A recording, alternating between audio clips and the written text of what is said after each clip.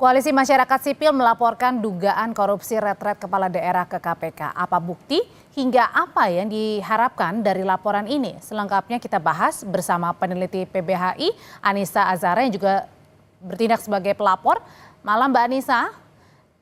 Dan ada juga anggota Komisi 3 DPR dari fraksi PKB Hasbiollah Ilyas. Malam Bang Hasbi.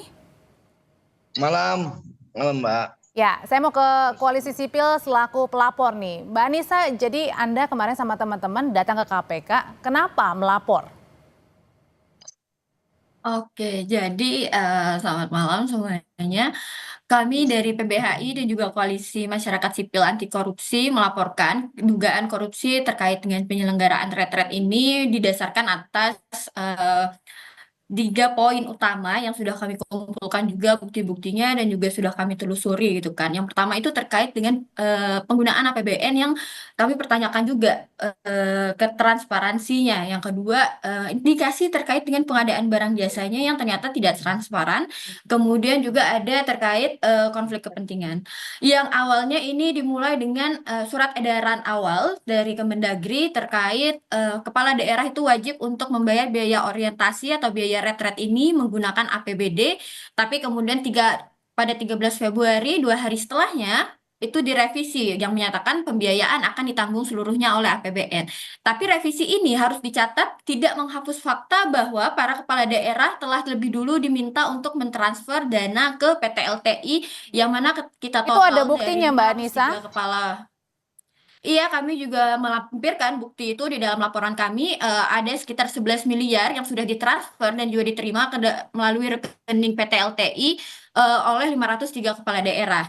Nah, di situ kami menghitung juga dari APBN yang seharusnya mengalokasikan sebesar 10 miliar untuk 1092 peserta, tapi yang ikut hanya sebanyak 503 kepala daerah, yang mana seharusnya biayanya hanya sekitar 4,76 miliar.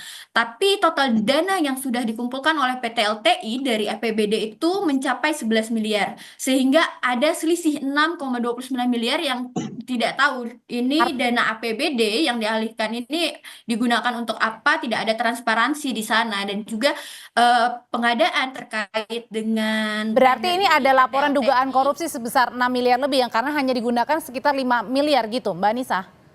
Betul, karena kan itu salah satunya terkait dengan penggunaan anggarannya kami sudah melampirkan juga dalam laporan kami.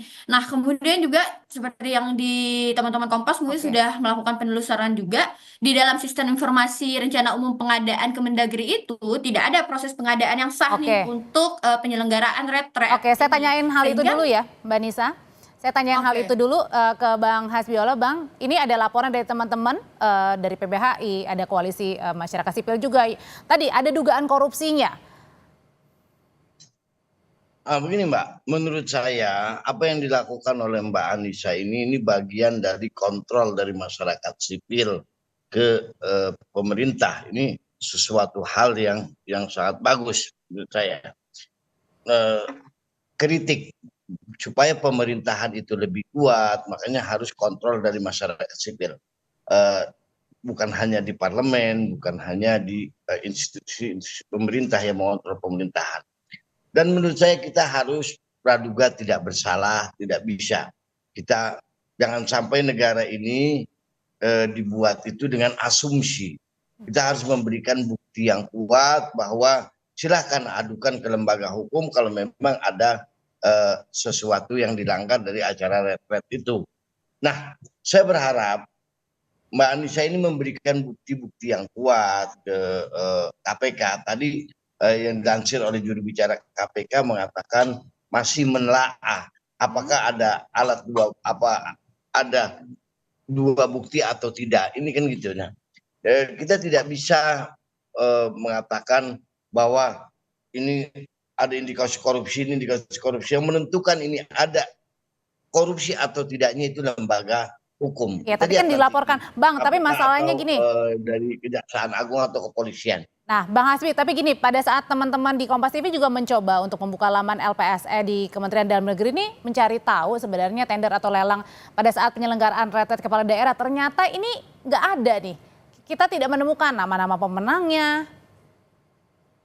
tendernya? Oh begini Mbak, kalau soal tender ini hampir seluruhnya di pemerintah daerah walaupun pemerintah pusat itu ada yang penunjukan langsung atau melalui lelang. Kita harus lihat dulu. Saya juga tidak paham di sini apakah acara retret ini penunjukan langsung dari pemerintah pusat atau memang berdasarkan lelang. Misalnya seperti ini. Misalnya di daerah di provinsi DKI Jakarta atau di daerah-daerah lain. Salah satu contoh di provinsi DKI Jakarta ini tender yang 200 juta misalnya atau 100 juta itu bisa penunjukan langsung. Ini kan tapi di atas, Mungkin. Bang. Nah, itu saya kasih contoh-contoh di DKI Jakarta ya. Kalau di nasional ini berapa gitu? Yang bisa memang penunjukan langsung atau skala di sini memang darurat untuk untuk apa? Untuk pelatihan kepada kepala-kepala daerah yang memang harus digembleng supaya lebih baik nanti memimpin daerah. Oke, jadi alasannya tadi kedaruratan ya, makanya tidak ada proyek lelang maupun juga kemudian penunjukan langsung. Kita lihat Mbak. ini apakah kita lihat ya, saya juga kurang mengerti atau memang ini darurat atau alasan memang ini penunjukan langsung. Kan ada memang yang proyek itu penunjukan langsung. Bang Hasbi dari Mensesnek sendiri bilangnya kalau ini ada proses lelang nih, melalui proses lelang. Kalau memang proses lelang harus dijalani proses lelang, kita lihat ada tidak indikasi korupsinya yang dilakukan di acara ini kan memang harus benar-benar dibuktikan. Seperti itu Mbak. Oke. Karena ini saya mendukung apa yang disampaikan oleh sahabat kita ini siapa namanya Dahra ini bahwa Anita kontrol dari masyarakat sipil ke pemerintah supaya pemerintah yang bersih. Mbak Anissa, tadi tanggapannya kalau dari Pak Wamendagri bilang silakan saja kalau mau diperiksa di audit begitu, yang jelas ya kita transparan kok. Iya, karena kami juga memahami ya kalau kita ngomongin bahwa setiap proses hukum itu ada yang namanya asas praduga tak bersalah. Tapi karena itu kami juga mendorong laporan terkait dugaan tindak pidana korupsi ini kami laporkan ke KPK. Kami menegaskan lagi kalau laporan ini kita dasarkan pada bukti-bukti awal yang menunjukkan adanya indikasi penyalahgunaan wewenang, konflik kepentingan dan juga pengelolaan anggaran yang tidak transparan di mana ini juga dapat dikenai terhadap tindak pidana korupsi. Nah, setiap orang yang dilaporkan memang belum tentu bersalah sebelum ada putusan hukum yang berkekuatan tetap, tapi itulah gunanya pelaporan ini kami lakukan karena tujuannya supaya mendorong proses penyelidikan yang profesional dan juga transparan oleh KPK supaya memastikan apakah benar terjadi pelanggaran hukum atau tidak, apakah memang benar juga ada indikasi korupsi yang kami telusuri ini dapat dibuktikan atau tidak oleh KPK.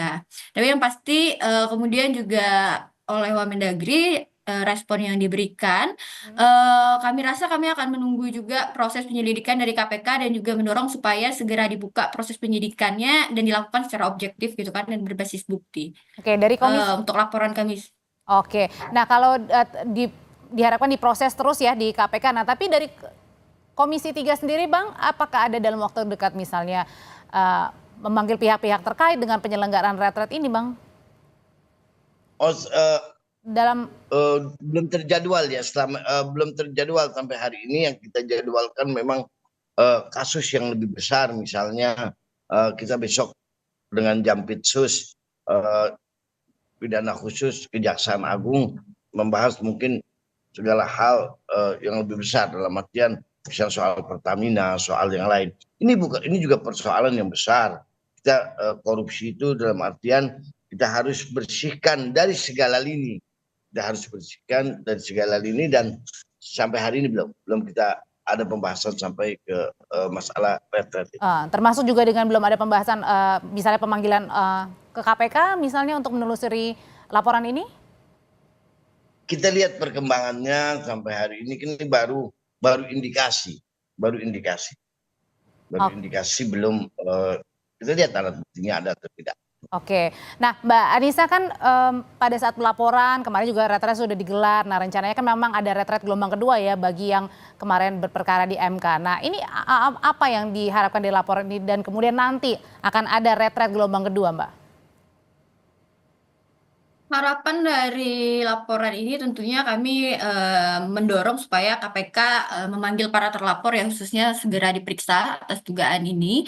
Kemudian juga seperti yang sudah disampaikan oleh Wamendagri, harapan kami juga utamanya adalah audit terhadap dana ini segera dilakukan, khususnya untuk dana APBD yang sudah ditransfer ke PT LTI. Karena apabila itu terbukti melanggar hukum harus dikembalikan ke negara dan itu adalah bentuk menguntungkan pihak-pihak tertentu gitu kan.